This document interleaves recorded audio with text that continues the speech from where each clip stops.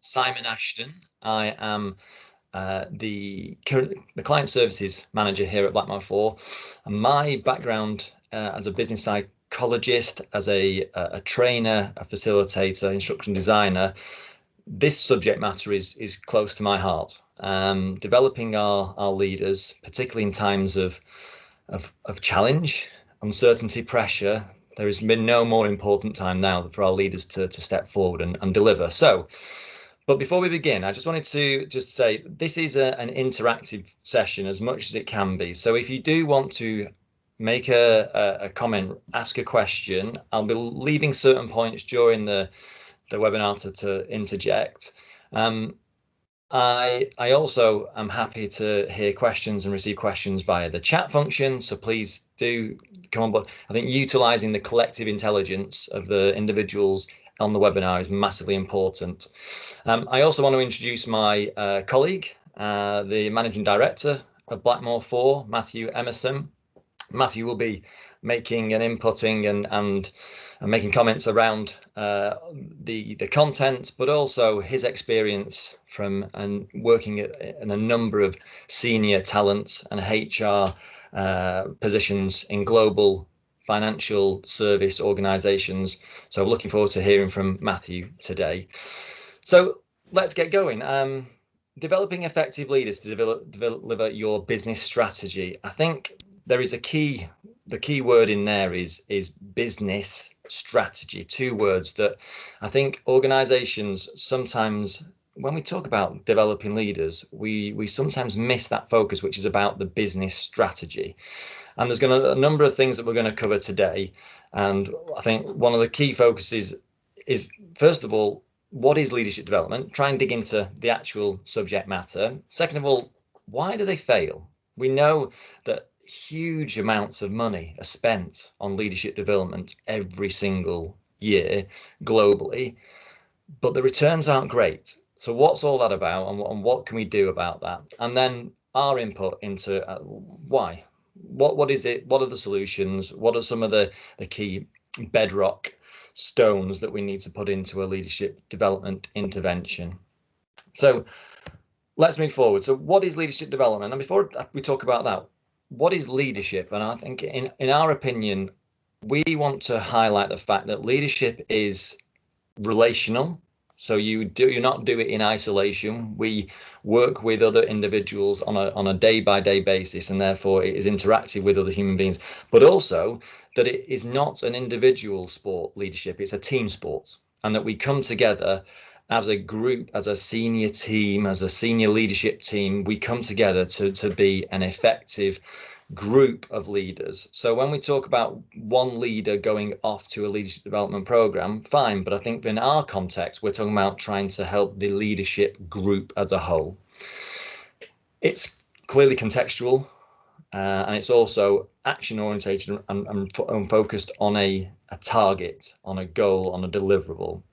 So what is leadership development? Well, it's about improving those capabilities, skills, so improving, developing those behaviors, but it's got to be action orientated. It's got to be towards something that is going to benefit the organization, the business outcomes, the goals. I think that sometimes leadership development falls into that, it's skills, it's behaviors, but we forget about how does it embed, how do we put action onto that. Matthew, have you got any points on that? Is there anything you wanted to add around leadership developments and your experience thus far?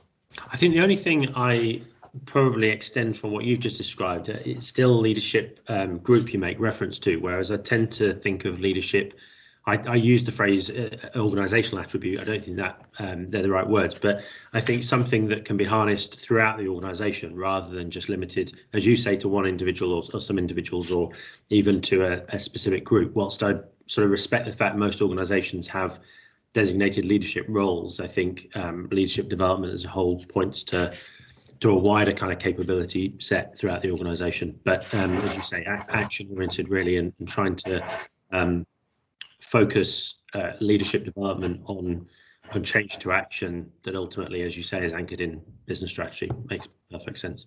Okay. So let's talk about leadership development and how we see it. And leadership development in lots of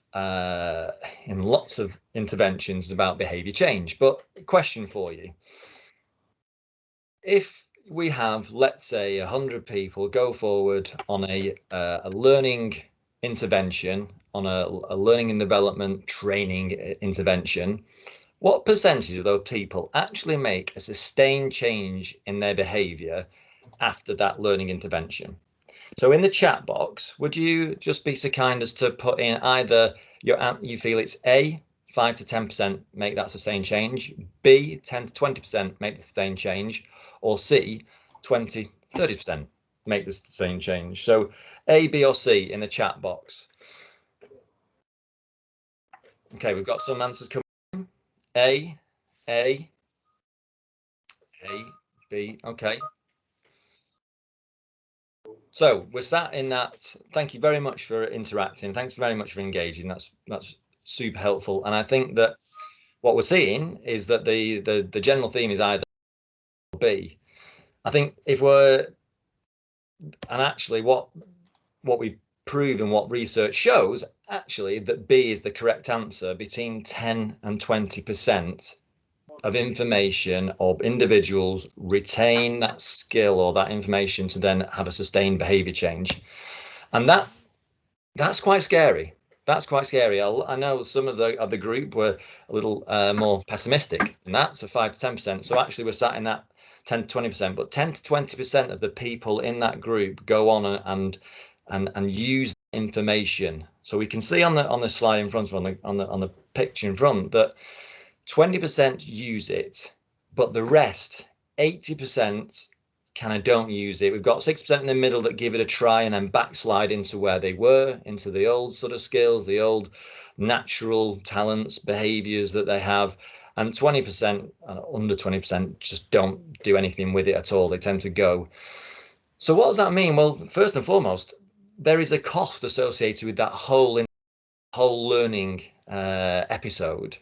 But actually what we're only getting is that very small return of the 20% that used it. And actually, if they used it, how well did they use it, and where did they use it, and why did they use it, and what did they get out of using it, and did it actually achieve the goals of the organization for themselves? So there's a bigger thing to think about there. But ultimately, if we're looking at that massive amount of unrealized value, wow, that is something that, if we know from learning and a standard learning intervention that we're missing all that unrealized value, what are we going to do about it? What can we do about it?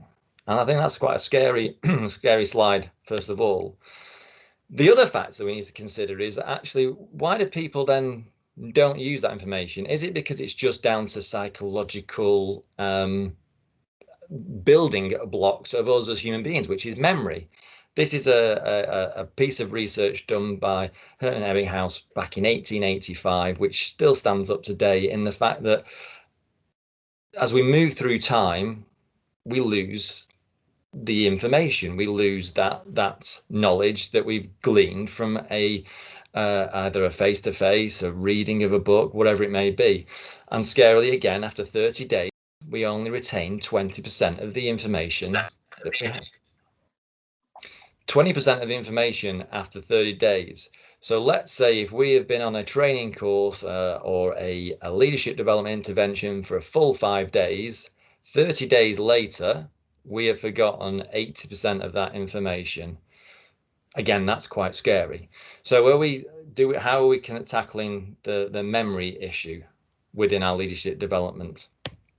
And Simon, one of my observations that when I saw that data from previous kind of criticism or kind of analysis, if you like, of leadership development programs, I've been probably more critical of the fact that the content of those programs has been quite varied, and therefore perhaps not all of it directly specific, and sort of how do you get through that. But actually, what that previous graph is saying as well is that even if you find a program that is ram-packed full of really good content, from a sort of memory capacity point of view, you're still not going to be able to carry it all with you. So you could go on the best leadership development program, let's say your 3-day program, and it might be really full of good stuff. But however good it is, you're only going to carry, I think it was 50% past one day, 20% past your first month. So that for me was quite curious as well, because I typically, as I say, might be critical of broad and wieldy leadership programs that sort of focus on everything and may not be very targeted. But even if they're targeted, actually, they're still only half good after day one.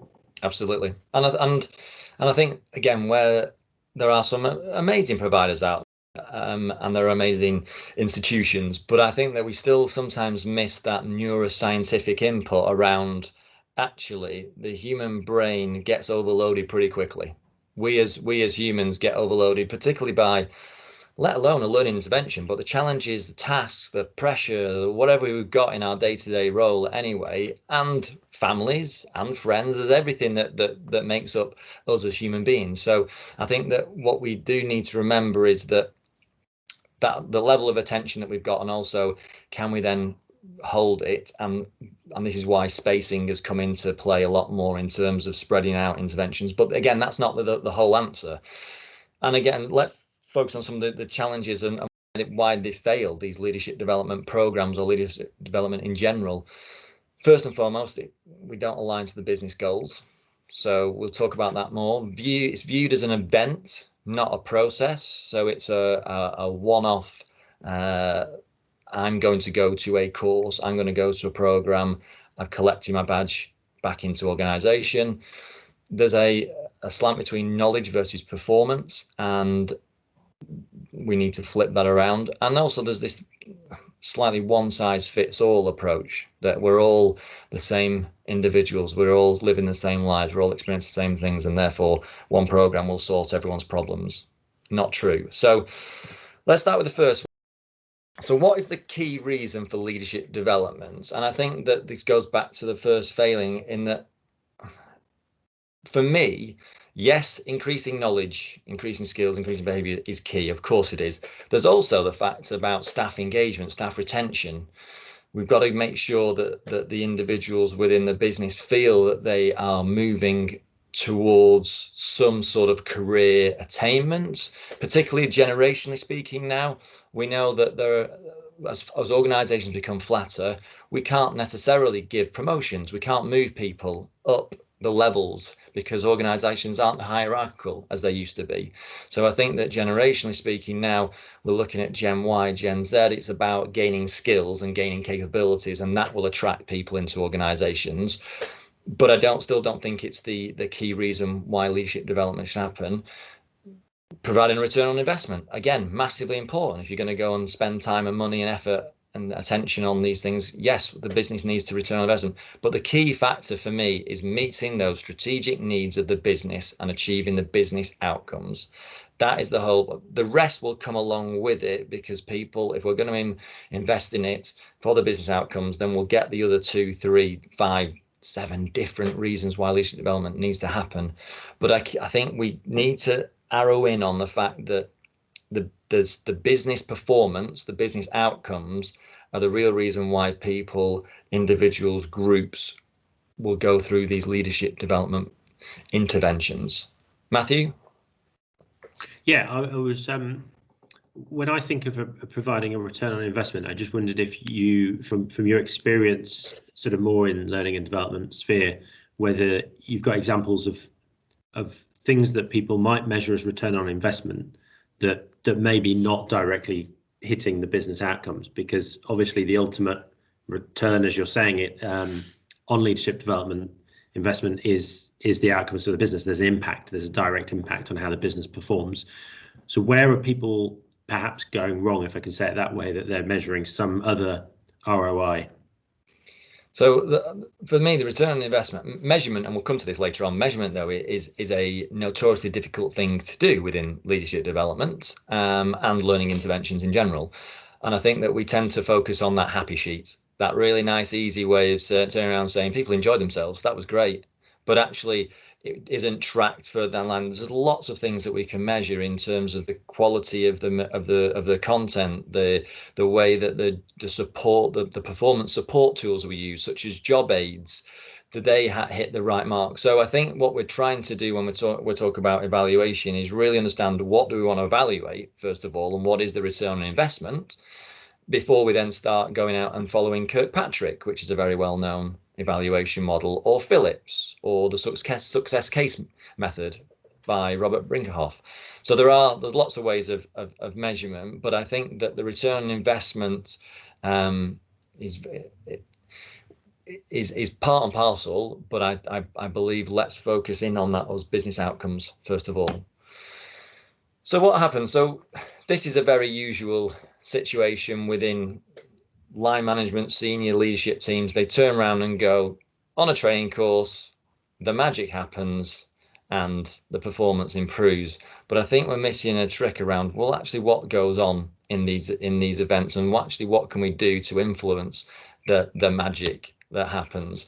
And I think that what we fall into the trap of is a number of times these events, these particularly if we're looking at the executive institutions out there, that we focus on these 5-day, very intensive, and to Matthew's point, we're almost cannoning content out of the fire hose at people. We've got to take it all in. We've got to just suck in as much as we can from a learning event, and the learning event in the process of learning in itself becomes the superhero. It becomes the superstar. The other factor about that is that the facilitator, the person that we go and see on these learning events, the trainer, the speaker, again becomes the superstar. And I think that what we miss is either side of this learning event, which seems to get all the focus and all the effort, is actually, first of all, analysis in the build-up, which most of the time only gets 20% of, and what we mean by analysis we'll move on to, but we're thinking about the motivation of why people want to actually do this in the first place.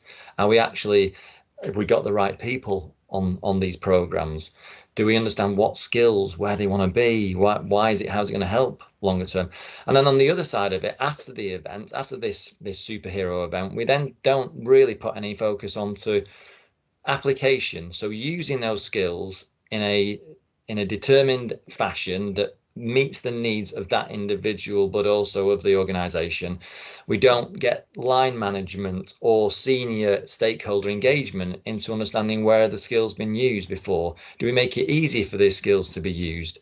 Or do we actually, as normal, line manager or whoever, we go back into the workplace and we go, so that training that you did over there, but training's a different world to the day in, day out job. So where you're working now, you need to focus on the day in job, and I don't think line managers necessarily support that into bringing that training into the workplace. So what do we suggest? Actually, let's go completely opposite way around. Let's pump more focus, more effort, more endeavor into the analysis stage to understand exactly who, what, where, when, how, why, before we then start talking about a learning process. And the picture of the bridge is showing that actually that intervention, the giving of the skills should be a smaller part than the other bits sat either side of it. So analysis and application actually are the superstars, because then we know whether this is actually impacting the individual and their results. The other failure for lots of times, it talks about knowledge rather than focusing on performance. So traditional leadership development talks about taking in the classroom events and quizzes and workshops and reading materials, all great and important, but again, then don't link back to how that person uses that information on the job day in, day out. We believe, and our methods are more focused towards performance, and that the information that we create, the interventions that we deliver, are more about focusing that information to it being specific and relevant to the individual, the role that they're doing, and then allowing to get application and ongoing feedback at the same time. And then the final flaw was about this one size fits all. Human beings aren't built out of a cookie cutter. They don't come out of the world. They're not all the same shape, all the same size. They're not all decorated in the same way. we as individuals need more customization to our own challenges. Yes, we talked at the top of this about leaders being, it's a team event, but individuals still need to feel like an individual. It's what makes us human. We need to know that our role, although it may be, I may be a key player in the senior leadership team, I may be in the finance team, and therefore my challenges and my pressures and the individual tasks and processes that I follow are completely different to my counterpart in the marketing team. So we need to think about less one size fits all and more about mass customization. Can we get people to really take this information and drive it into their own working day? Which goes back to the point of what I was making there, is that if you look at this as a learning intervention happens, skills and behaviors imparted, knowledge is taken on board, but an individual is made up of lots of different components. An individual's role is made up of a lot of different components. And so where can we take those skills and behaviors and specifically drive it into, as an example, emotional intelligence, into a key part of the role that requires emotional intelligence, not just all the time, maybe around decision making, which key parts of their role needs focus around decision making. So I think that, again, not everybody, so let's just do communication, let's just do strategic decision making, let's do the same for everybody, but my role's different. I'm different. I need different skills at different times. So I need to know where I can practice those skills at the right components for me and my role. And again, that links back to the analysis stage. And I think Simon, on application, when we use different examples, it might be easier to think about, having learned some new skills or different styles, different behaviors, to sort of go back to, as you said, to go back to your day job and try and apply those in practice. I think with the range of different things that come under this heading of leadership, it's not always that easy to plot them out, because leadership, hopefully is quite a deliberate component of how businesses work, but you can't always predict when leadership is happening. So in that sort of time that you plotted around sort of memory and how, and in what you're showing now, how you actually take things back to the specific content of your role, it's really difficult actually to say in the next 2 weeks you need to have practiced X, Y, and Z. So then partly breaking it down, as you've just started doing there, in terms of very specific leadership skills that are contextually important to the role, and that as an individual you're going to have the opportunity to apply in your role. I think it's quite important, because again, not just from a let's say psychological perspective of your capacity to retain knowledge and apply that knowledge, but also opportunity, making whatever it is you've picked up in that bridge, thinking about how you are actually going to try and demonstrate that or practice it or apply it, is quite important. And if we talk about leadership skills as an unwieldy sort of beast of things, I find it quite difficult to say I'm going to apply leadership tomorrow in this way. I think you do need to break it down into very, very specific skills. And I think that's, again, one of the flaws of maybe many leadership development interventions is it's about 10 or 15 skills that need to be implemented. Well, actually, let's take it smaller than that. Let's take it to 2 or 3 key ones that are focused. And I think where we support organizations is we try to work with individuals to create their own performance program plan, as well as the overarching company one, and we'll talk about that later on. But I think it's, if the individual is bought in knowing that it's going to impact my role specifically, then the what's in it for me is quite clear already. What's in it for me to help me be better, to achieve the results that I need to achieve to move forward. So I think it's a key part about this, trying to be a little bit more customized. So what's the solution? Well, we've talked about some of these elements already, but for us, it's defining, designing, implementing, and then evaluation. Probably seen this before, similar methodologies out there, but I think that for us, we're not a leadership development consultancy. We go in to help organizations understand what are the performance challenges and how do we help. And I think the only way we can do that is by spending a good chunk of time up front and analyzing and understanding, where do we want to be, where do we want to go, what are the longer term goals, what are our ambitions and priorities of the business, and then understanding how the leadership fit into that, understanding where are we now, what have we got in terms of the who are the right people, the individuals, and then start assessing the capabilities again against current needs, against where we need to be. And I think again, this is something that is maybe slightly missed in terms of the normal intervention, because it's a conversation between L&D and the rest of organizations, if they have such an L&D function, to just say we need some training for our leaders, we need to train our leaders in certain areas. But again, without this bedrock of analysis, without the bedrock of assessment and understanding, we could be missing the target by a considerable margin. So for us, defining is a key part, and it's a skill. It's a real skill. And yes, it may feel like it's something that, but one of our clients has already highlighted that it's actionable insight that we can use to then target a true intervention that helps the individual and the organization.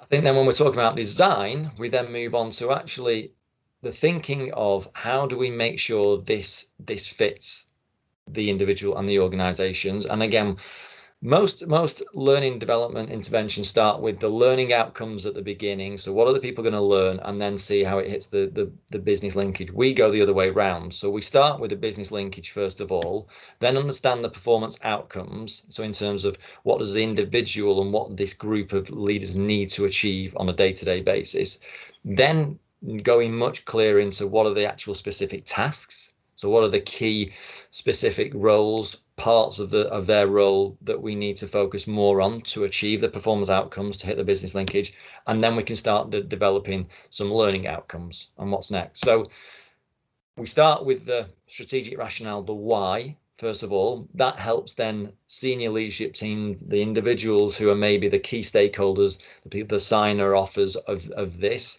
We understand what it's going to do because it's going to impact the longer term business outcomes.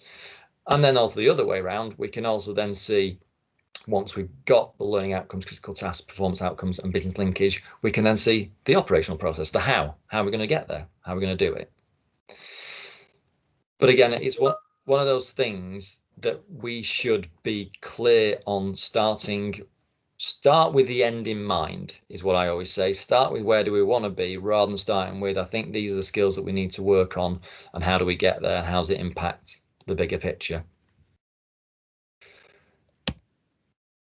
And some of the other key factors when designing, we talked about linked to business goals, expectations and accountability. How many times does an individual go away for leadership development, or a team have leadership development, and there is no accountability, that they come back and go, what's the consequences of not putting these skills, these behaviors into play? What are the consequences? What would happen to you as an individual if you didn't use these skills? And 90% of the time, the answer is nothing. There is nothing would happen if I didn't come back and implement these skills. And therefore, we need to bring expectation and accountability that they're going to be used, and they're going to be discussed, and they're going to be talked about as peer groups. And we're going to talk about it within one-to-one meetings with senior team, line management, wherever it may be. And I think that then highlights the next point, which is about line report. Senior, we need, for these skills, these behaviors, these actionable insights to be able to embed it into someone's role, we need feedback. We need practice and feedback, and that comes from line management, from the person that you report into, the individuals that are senior in that organization. Because without that feedback, without that support, without that understanding that actually these matter, the individual's not really going to go, well, I'm motivated to do this. So there is no what's in it for me necessarily if we don't have the other bits linked in together. The what's in it for me means, why should I do this stuff? What's the point of this? Why do I need to be better at this? Because I think I'm awesome at the minute. I'm great at what I do, or we're great at what we do. So why do we need to do it? So the what's in it for me, that motivation, the clear line of actually, because there's an expectation, because my senior, my report, whoever is supporting me, and because I'm going to get to practice these skills, and I'm going to get feedback, that makes me feel more engaged. and more motivated to deliver. So where are we at currently? Well, realistically, when we implement and when we deliver these interventions, what we tend to see is going back to the start, just formal training classes, workshops as a primary method.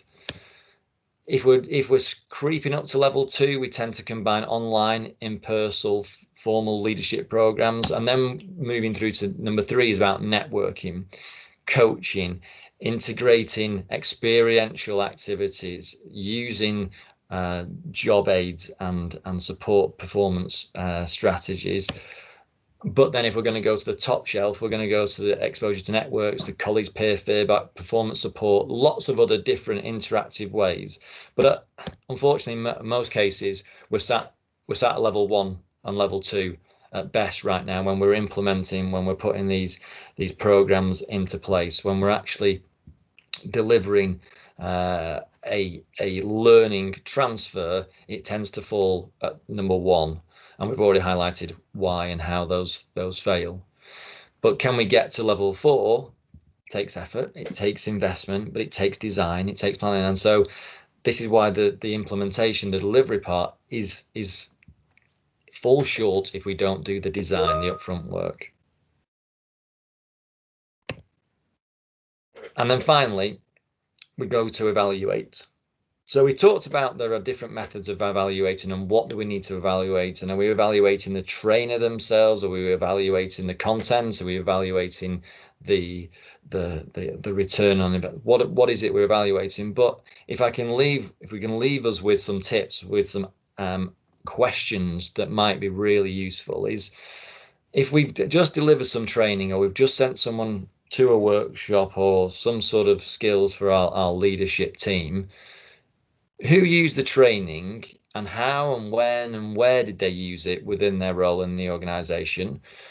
When was the training used and what good did it actually do? So were we tracking the results of what happened? Has the performance improved of either that group, that individual, that team? When it wasn't used, well, why not? What was the reason behind it? Was it because it was dull? The content was too focused on something that wasn't relevant to the individual or the groups because the analysis up front wasn't done? Was it because it was too time consuming and it wasn't fitting into the opportunity to link into my busy working day? And when it did work, why?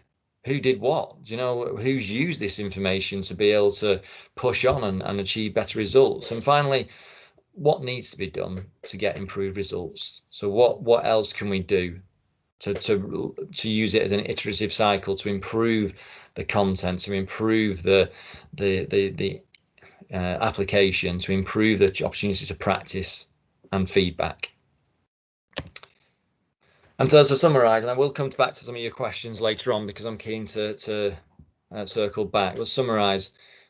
Let's move away from this traditional view of leadership development and the mass wastage of unreturnable investment, and let's focus on, first of all, it's not just about L&D, it's not just about training, but it's about driving it from a strategic viewpoint in the organisation, that our people, our leadership in teams need to be focused on delivering the business outcomes. And how do we get there? How are the skills to get there?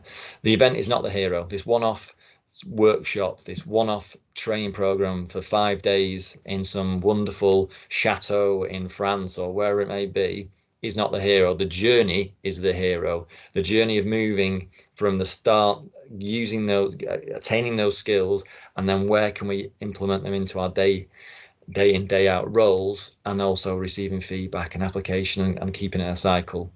Knowledge is not king. Although we live in a knowledge age, but knowledge isn't king, it's performance is king. How do we use that knowledge and take it? We've all self-help books, the number of leadership books that are out there is insane. And how many people read them, but actually go, well, that was interesting, but don't actually take that knowledge that they've gleaned and use it to improve their performance. Again, probably falls back into that 20, 60, 20. 20% may do something about it, but actually how much do we try and use that information and practice it day in, day out? And then finally, again, one size fits all. That's the old world view. Let's look about mass customization. How do we get a group, an overarching strategic focus around creating a great leadership strategy, leadership development strategy, but then pinpointing it to how it helps individuals more specifically.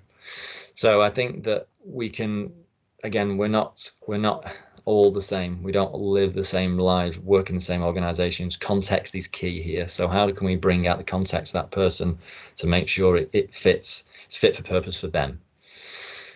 Matthew, do you want to have any comments? Anything you want to? Just to clarify that I don't, from my memory, you've not been into any chateaus in France where you've been working at Blackmore 4. So that's just set the record straight. A couple of questions that have come through already are. Sorry, I'm getting a little bit of echo on my side, so I don't know if that's clear sound for everybody. But a couple of questions that have come through, I'll address the first one if that's okay, and then I might hand back to you for the second one because it's an interesting one. I think Naomi is asking about the, almost backing up to the analysis stage and accepting hierarchy in organizations. And the reality, as I think Naomi is saying in her point, that middle management levels, people in middle management roles typically get overlooked in this topic of leadership. For me, that goes straight back to the point I was making right at the beginning, which is the nature of hierarchical organizations means that there are typically a group of people somewhere at the top of that organization who would be identified as a leadership team. But quite rightly, leadership is happening all over an organization, and that might be not even in a management role somewhere in the middle. It might be peer-to-peer kind of leadership. So I think not to suggest we create another sort of unwieldy dimension to this, but I think in that analysis phase, accepting that leadership is happening, what we're talking about is developing that leadership capability. And I think I agree with what Naomi is saying, is then really looking into the organization to understand if leadership is happening, where is it happening, and can you somehow harness that and develop that capability as it's already sort of there, it's already occurring, rather than necessarily confining it. I think the second point/question that was being made was when you said about the motivation aspect and questioning if somebody's not motivated to learn or not motivated to develop, are they really leadership material? Now, my initial instinct is the same. That they're possibly leading whether you want them to or not, and their levels of motivation may not be determining that. So that's my initial thought. But I was going to pass that one back to you and see if you had any more thoughts on, does a lack of motivation to learn sort of directly undermine your sort of leadership, your leadership abilities, if you like. I said leadership material. I think that's an interesting phrase, because I think, does everybody have the capability to be a leader? Well, I think that there is the potential is there, but I think that for me, motivation, whether you're a leader, whether you're manager, wherever you sit in the organization, motivation is vital as a human construct for us to drive forward to achieve our results. And I think that if motivation, whether it's autonomy, mastery, purpose, whatever it may be around why am I not motivated to this, we still are quite self-focused, shall we say, as human beings. We always want to know what's in it for me to get the best out of it, and that may not feel like a leadership quality to be self-focused, but ultimately it's a part of who we are as human beings. So I think that's why for me the motivation part at the start is vital to really ascertain if we're not got the people on board, or we're not driving their engagement levels right the way through, then if we lose individuals right at step one, well then that rest of that time, money, investment, attention, resource is completely wasted. So let's focus up front. There's another question there. I didn't see a reference to how much does the organization's culture has a bigger impact on leadership. Oof, that's a big one. Matthew, culture, you like it? You like a culture question? Yeah, I really don't. But of course, and for me, Simon's definition, our definition of leadership, starts with context, starts with what's going on in this organization, and culture is a part of that. Culture, I laugh, and Simon's point is it's very complex. It's hard to pin down. You don't often get obvious signs of it. So it is difficult, which is why I kind of, which is why I don't always enjoy answering questions about culture. But nevertheless, you're right, Mike, it's absolutely vital to have some understanding of culture in that analysis stage, because if you're trying to unpick what are the desired business outcomes, what is the impact that we're trying to have, the performance sort of data, if you like, and an understanding of what good performance looks like or great performance looks like in an organization, you really can't do that without having some level of understanding about how things get done, what norms are, what sort of behavioral norms are in place. And leadership happens in that context. As Simon's been saying, one size doesn't fit all. That's partly from an individual participant leader perspective, but also then in the context of so-called followers, or the rest of the people in the organization, and how they behave, how they react, how they work with each other, I think is critical. So it may not have been specifically referenced, but I think for me, Simon, you may add to this, but for me, that is part and parcel of having a real understanding of the context that leadership is happening in, rather than leadership happening in a vacuum. Agreed. And also the leadership then completely impacts the culture of the organization anyway. So they feed into each other. But thank you, Mike, for those, and thanks everybody for those questions so far. I think we've come to the end of our transmission for now. I think that we're keen to hear any other questions, and if anyone wants to unmute them and question directly, then please come forward, because I think what we know about leadership development, it is a massive subject. It is huge, but I think that what we also know is the vast amount of money that are spent trying to develop our leaders in our organizations, wherever they sit in that organization. Sometimes, a lot of the time, it isn't successful. And so we need to think about performance, we need to think about adult learning, we need to think about instructional design, we need to think about neuroscience and psychology, and how these all play a part in developing the talent that is our leadership, because that will then create our competitive advantage and allow us to achieve and execute our strategic goals. What I would say is that we are here to talk. I think if you have leadership development challenges right now, if you have challenges in your organization right now, pick up the phone, give us a call, drop us an email. We're keen to just engage in conversation in the first instance. I think the one question I would leave us with is, right now in your organization, do you have the capability to be able to deliver the business strategy? Do you have the leadership capability in your business to deliver the business strategy? That's the one question that I would ask, because probably now more than ever, that's a question that's pertinent. What you'll have seen that we're recording this webinar, so we are more than happy, get in touch, and if you want to receive the webinar, what we will also be sending out, a quick snippet, is a one-page summary sheet of what we've been talking about today. We here at Blackmore 4 believe that time is precious, and therefore we would rather you summarize something and send it over to you. So if you would like to see that information, then get in touch with Matt or myself, or send us a message at our contact details, and we'll be happy to send you an. But again, any questions, I'll say, if you want the recording, we will get that over to you. Yeah, thanks, Simon. I think there's already a request for recording, and I don't know if there's more questions about to come in, or just requests for that, so we'll maybe just give it a few seconds. And I appreciate you running us through that. I think, like you say, a big topic, lots of complexities, but lots to talk about. Good. Yeah, Simon, we can send that out to you. Send the recording out to you. Thank you for joining, everybody. Enjoy the rest of your morning. any questions, you know where we are. Please get in touch. Thank you. Thank you.